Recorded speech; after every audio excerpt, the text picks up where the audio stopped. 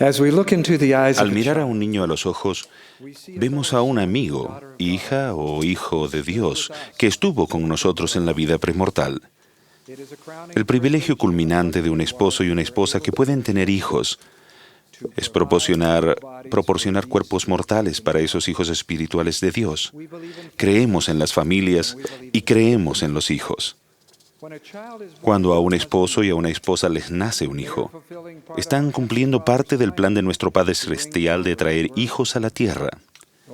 El Señor dijo: «Esta es mi obra y mi gloria, llevar a cabo la inmortalidad y la vida eterna del hombre». Antes de la inmortalidad debe haber mortalidad. La familia es ordenada por Dios. Las familias son fundamentales en el plan de nuestro Padre Celestial aquí en la tierra y a través de las eternidades. Después de haber sido unidos Adán y Eva en matrimonio, las Escrituras dicen: «Y los bendijo Dios y les dijo Dios, fructificad y multiplicaos y henchid la tierra». En nuestros días, los profetas y apóstoles han declarado: el primer mandamiento que Dios les dio a Adán y a Eva se relacionaba con el potencial que como esposo y esposa tenían para ser padres. Declaramos que el mandamiento de Dios para sus hijos de multiplicarse y henchir la tierra permanece en vigor.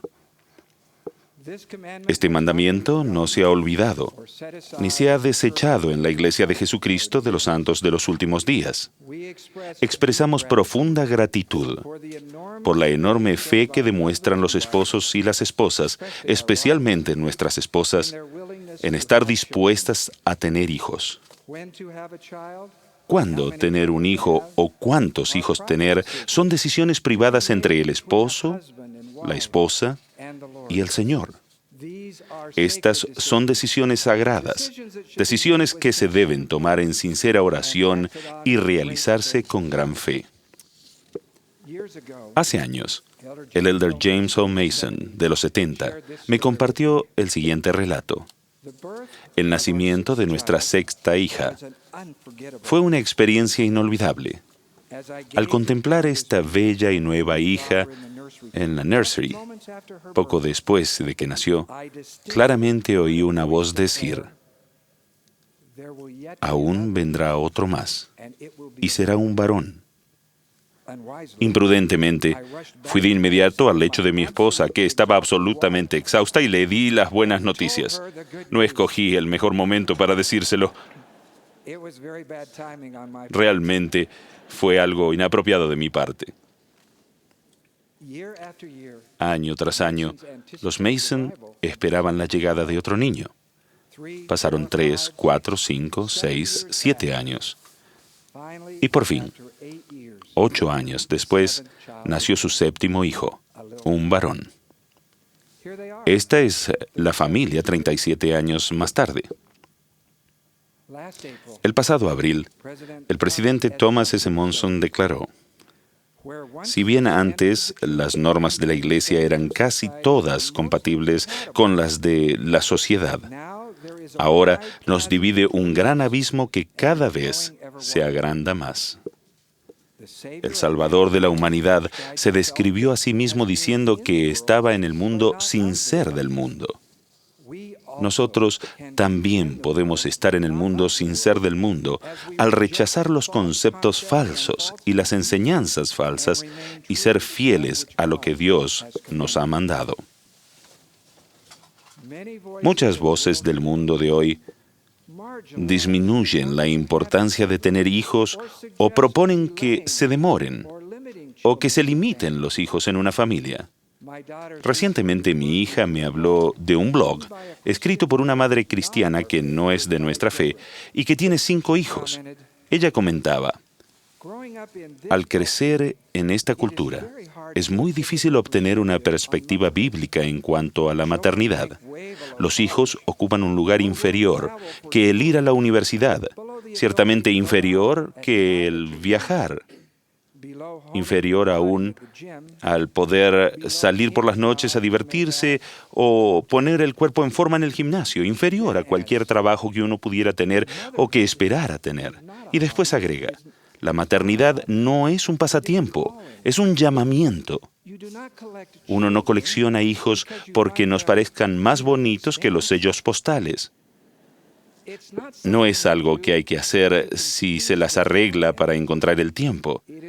Es para lo que Dios nos dio el tiempo. El tener hijos pequeños no es fácil. Muchos días simplemente son difíciles. Una joven madre subió a un autobús con sus 7 hijos. El conductor preguntó: «Señora, ¿son todos suyos? ¿O es un grupo que sale a divertirse?» «Todos son míos», contestó la señora, «y no es ninguna diversión». A medida que el mundo pregunta con más frecuencia, ¿son todos suyos?, damos gracias por crear dentro de la Iglesia un refugio para las familias, donde honramos y ayudamos a las madres con hijos. Para un padre recto, no hay palabras suficientes para expresar la gratitud y el amor que él siente por el don incalculable de su esposa de dar a luz a los hijos y cuidarlos.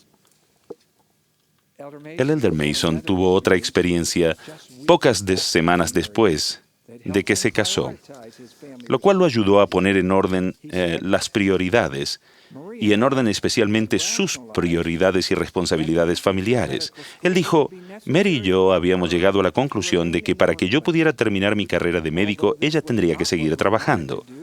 A pesar de que no era lo que queríamos hacer, el tener hijos tendría que esperar». Mientras hojeaba una revista de la iglesia en casa de mis padres, vi un artículo escrito por el elder Spencer W. Kimball en aquel tiempo, del Quórum de los 12 Apóstoles, que destacaba las responsabilidades relacionadas con el matrimonio. Según el elder Kimball, una de las sagradas responsabilidades era la de multiplicar y henchir la tierra. Inmediatamente fui a las oficinas de la iglesia y 30 minutos después exactamente 30 minutos de leer su artículo, me encontraba sentado frente al escritorio del elder Spencer W. Kimball. Eso realmente no sería nada fácil hoy en día. Le expliqué que quería ser doctor y que no había otra alternativa más que postergar el tener nuestra familia. El elder Kimball escuchó pacientemente y después respondió con voz suave: «Hermano Mason, ¿querría el Señor que quebrantara uno de sus mandamientos importantes a fin de que llegue a ser un doctor? Con la ayuda del Señor, pude tener familia y aún llegar a ser doctor. Puede hacerlo. ¿Dónde está su fe?». El elder Mason prosiguió: «Nuestro primer hijo nació menos de un año después. Mary y yo trabajamos arduamente y el Señor abrió las ventanas de los cielos. Los Mason fueron bendecidos con 2 hijos más antes de que él se graduara de la Facultad de Medicina, 4 años después. Por todo el mundo, esta es una época de inestabilidad económica e incertidumbre financiera. En la Conferencia General de abril, el presidente Thomas S. Monson dijo: «Si los preocupa el proveer económicamente para una esposa y su familia, permítanme asegurarles que no tiene nada de bochornoso el que una pareja sea frugal y economice. Por lo general, es durante estas épocas desafiantes que se unirán más como pareja al aprender a sacrificarse y tomar decisiones difíciles». La penetrante pregunta del elder Kimball, ¿dónde está su fe?, nos dirige a las Santas Escrituras. Adán y Eva no tuvieron su primer hijo en el jardín de Edén. Al salir del jardín, Adán y Eva empezaron a cultivar la tierra. Adán conoció a su esposa y ella tuvo hijos e hijas. Y actuando con fe, empezaron a multiplicarse y a henchir la tierra. No fue en su hogar en Jerusalén, con oro y plata y cosas preciosas, que Lehi y Saría, actuando con fe, tuvieron a su hijo Jacob y José. Fue en el desierto. Lehi se refirió a su hijo Jacob como mi primer hijo nacido en los días de mi tribulación en el desierto. Lehi dijo, en cuanto a José, Tú naciste en el desierto de nuestras aflicciones. Sí, tu madre te dio a luz en la época de mis mayores angustias. En el libro de Éxodo, un hombre y una mujer se casaron y, actuando con fe, tuvieron un hijo varón. En la puerta de la casa no hubo ningún cartel de bienvenida para anunciar su nacimiento. Lo escondieron, porque Faraón había dado la orden de que todo varón israelita recién nacido sería echado al río. Ustedes saben el resto de la historia. El bebé al que con ternura se colocó en una cesta hecha de juncos, que fue echado al río, a quien su hermana vigiló con detenimiento, quien fue encontrado por la hija de Faraón y a quien cuidó su propia madre como nodriza. El niño fue devuelto más adelante a la hija de Faraón, quien lo adoptó como su propio hijo y al que le dio el nombre de Moisés. En la historia más querida sobre el nacimiento de un niño, no hubo una habitación especialmente decorada, ni una cuna de marca exclusiva, solo un pesebre para el Salvador del mundo. En el mejor de los tiempos y el peor de los tiempos, los verdaderos santos de Dios actuando con fe nunca han olvidado, desechado ni descuidado el mandamiento de Dios de multiplicarse y henchir la tierra. Vamos adelante con fe, reconociendo de nuevo que la decisión de cuántos hijos tener y cuándo tenerlos es asunto entre el esposo, la esposa y el Señor. En este asunto no debemos juzgar a nadie. El dar a luz a los hijos es un tema sensible que puede ser muy doloroso para las mujeres rectas que no tienen la oportunidad de casarse y tener familia. Digo a ustedes, nobles mujeres, que nuestro Padre Celestial conoce sus oraciones y deseos. Cuán agradecidos estamos por su maravillosa influencia, incluso por tener sus brazos de ternura y abrirlos para los niños que necesitan su fe y fortaleza. El dar a luz a los hijos puede ser también un tema doloroso para las parejas rectas que se casan y descubren que no pueden tener los hijos que esperaban con tanto anhelo. O para un esposo y una esposa que planean tener una familia numerosa, pero son bendecidos con una familia más pequeña. No siempre podemos explicar las dificultades de nuestra mortalidad. A veces la vida parece ser muy injusta, en especial cuando nuestro más grande deseo es hacer exactamente lo que el Señor ha mandado. Como siervo del Señor, les aseguro que esta promesa es cierta. Los miembros fieles, cuyas circunstancias no les permitan recibir las bendiciones del matrimonio eterno y de la paternidad en esta vida, recibirán todas las bendiciones prometidas en las eternidades, siempre y cuando guarden los convenios que hayan hecho con Dios. El presidente J. Scott Doris, de la misión Perú-Lima Oeste, me relató su historia. Él dijo, Becky y yo teníamos 25 años de casados sin poder tener ni adoptar hijos. Nos mudamos en varias ocasiones, y cuando nos presentábamos en cada diferente lugar, era incómodo y a veces doloroso. Los miembros del barrio se preguntaban por qué no teníamos hijos, y ellos no eran los únicos que se hacían esa pregunta. Cuando fui llamado como obispo, los miembros del barrio expresaron preocupación de que yo no tenía ninguna experiencia con niños ni adolescentes. Les agradecí su voto de sostenimiento y les pedí que me permitieran practicar en sus hijos mis aptitudes en la crianza de los niños,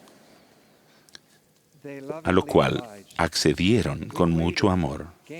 Esperamos, adquirimos perspectiva y aprendimos la paciencia. Después de 25 años de matrimonio, llegó a nuestra vida el milagro de una bebé. Adoptamos a Nicole, de 2 años, y después al recién nacido Nikolai. Ahora la gente extraña nos felicita por nuestros hermosos nietos. Nos reímos y decimos, son nuestros hijos. Hemos vivido nuestra vida al revés. Hermanos y hermanas, no debemos juzgarnos unos a otros en esta sagrada y privada responsabilidad. Y tomó Jesús a un niño en sus brazos y dijo, el que reciba en mi nombre a uno de estos niños, a mí me recibe. Y el que me recibe a mí, recibe al que me envió. Qué maravillosa bendición tenemos de recibir hijos e hijas de Dios en nuestro hogar. Con humildad y en oración, procuremos entender y aceptar los mandamientos de Dios, escuchando reverentemente la voz del Espíritu Santo. Las familias son fundadas en el plan eterno de Dios y son fundamentales en Él. Testifico de la gran bendición que son los hijos y de la felicidad que nos traerán en esta vida y en las eternidades. En el santo nombre de Jesucristo. Amén.